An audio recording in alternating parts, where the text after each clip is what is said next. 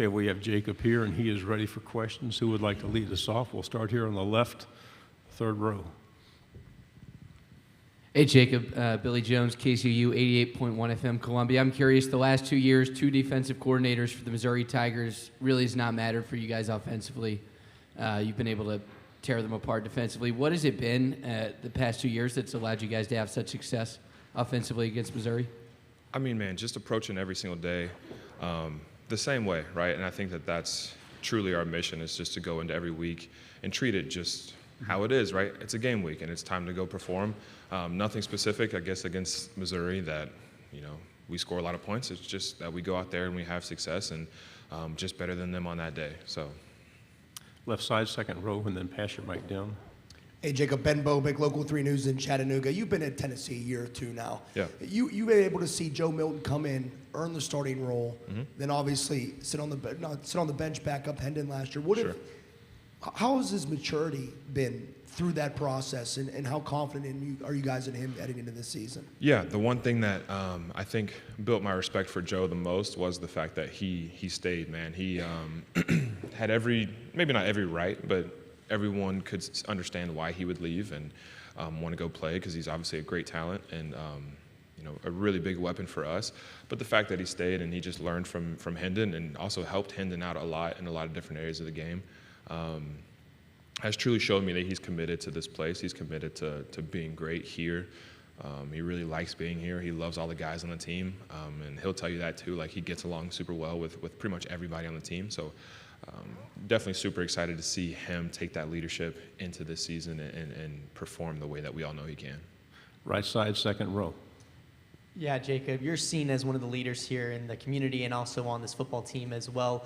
What does that mean for you to be seen that way by the community? And also, how's that been for you almost with a lot of these young people coming in now on the team, stepping into that role and taking a major leadership position moving forward? Yeah.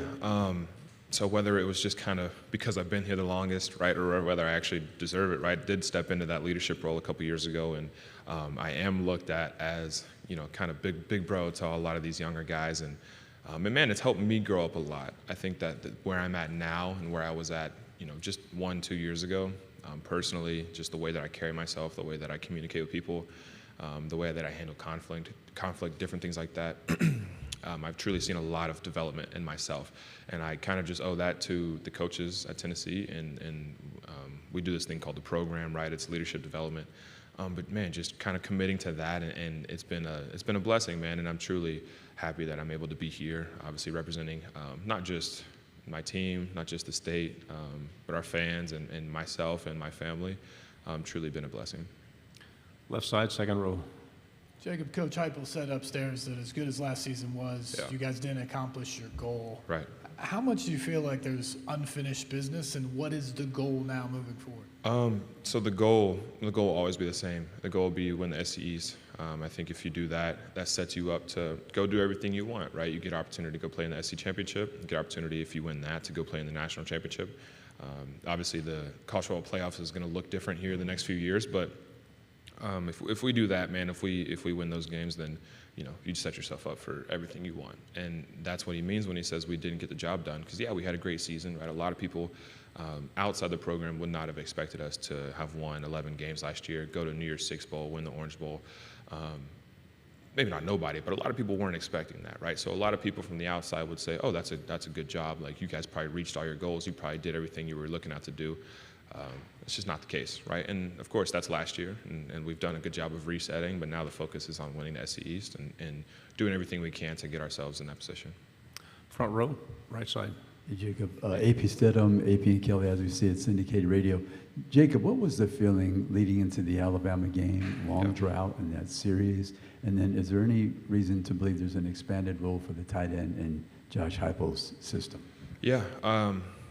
Man, like I said to him earlier, it's the same thought every single game. We go into the game expecting to win, expecting to, be able to operate and do everything that we plan to do, right? Whether that's, execute our run game, execute the pass game, stop them on defense, third and short, whatever it may be.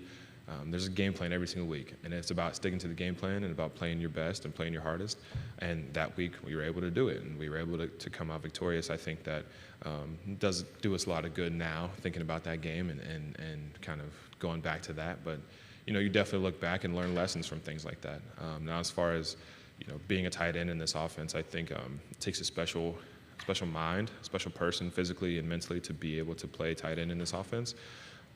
Not because it's super hard, but just because we're asked a lot, and when we're asked to do things that are kind of the central points of a lot of different plays, whether it's run blocks or, a pass concept or something, that we're relied on a lot to do things for other people within this offense. And that's something that myself and all my other tight ends in that group truly embrace, and we enjoy the fact that we're looked at as the smart guys, right? And I'll use you couldn't see it because it was under the table. I use quotations as the smart guys, right, in the offense, and we're kind of that missing piece is kind of what we like to say.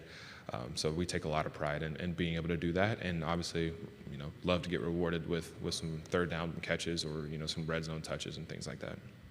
Front row. Chris Farble, KCOU 80.1 FM in Columbia. You've been at Tennessee for several years now. And I think going back when Josh Heupel was hired, when you were going through the coaching transition, and Heupel took over in a really tough spot for the program, I was going to ask, how did Heupel really turn this program around way quicker than many people expected? And also, what was your decision to stay with Tennessee even through that transition? So I think the answer to both of the questions is just the culture. I think it's the culture of, and that's kind of a buzzword. I don't like using that word. My friendships on the team, right? How close we are with each other, and just the fact that, man, we love competing with each other. And I think that when you love that guy next to you and you love the people that are leading you, we love Coach Hype, we love all of our coordinators, all of our position coaches, you'll do a lot for them, and you'll go the extra mile to make sure you're prepared to, to go out and execute your assignment, right? So I think that it kind of starts with that. That's how we've had so much success, is that he came in, he changed the culture, he made it known that we are loved, we are respected, we are valued. And we are really good football players at the same time. So, you add all those things and you have a lot of success. Now, my decision to stay and my decision to be here is the same answer, man. Like, I truly enjoy being around all my friends, all my teammates. This university has given me a lot. I have 2 degrees from the university now, so just that alone, having education, being able to set myself up for my future is super big, but also it's allowed me to make connections and, build up my self-confidence, right? Like I just talked about earlier, the leader I've become, the man I've become has definitely been, maybe not just because, but, this coaching staff and Coach Hype has had a lot to do with that. So. Last 2 questions first, right here, second row. Yeah, we're talking about Coach Heupel and all the success that he's had in the last 2 seasons. Obviously, last year you had that amazing victory over Alabama as well. But then Georgia happened, and Georgia seems to be just as strong as they were last year as well. Yeah. What is the feeling right now in that locker room in terms of what you guys need to be able to do in order to kind of overcome that last step and get to the playoffs and then maybe compete for a championship? Man, it sounds crazy, but the same thing we've been doing, man. The same thing we've been doing. You got to go hard every day. You got to put in the extra work. You got to make sure that you're physically prepared, but also mentally prepared, right? This is a game that is very taxing and very, very demanding. Asks a lot of you in every area of your life. And I think that going into this season, understanding that we should expect a win, right? We should expect a win every single week, and I think everyone around the country would say that, right? That's not just because of last year or because of where we're at now. I think everyone as a competitor goes into a game expecting to win the game. So I think that taking that mentality and adding it with just the preparation and everything that we're looking forward to do should lead us into kind of where we want to be come the season time and when we have to play those big games. Left side, third row. Vince Farrar, 99.1 The Sports Animal. Hey, Jacob. What's up? The tight end position added a newcomer that was listed at tight end from London, Emmanuel Okoye. I know it's early on, he came in late, but what have you seen and learned about him so far? Yeah, Emmanuel is one of the most pure athletes I've ever seen in my life. Like, being completely real, the way he runs, the way he jumps, he cuts and moves, and everything about him is just super, super athletic, super twitchy. A guy that has not been playing football for a very long time, so needs to kind of develop in the way of, in football there's a kind of a different language you talk, right? And talking football is a lot different than talking English. And so these things that he just doesn't quite understand maybe yet, but, we're trying to bring him along, trying to just teach him, hey, this is exactly what this means. When he does this, you do this, just different things like that he needs to develop a little bit more for him to be right where you want him. Jacob, thank you very much. Yeah, Great thank you. job. Appreciate it.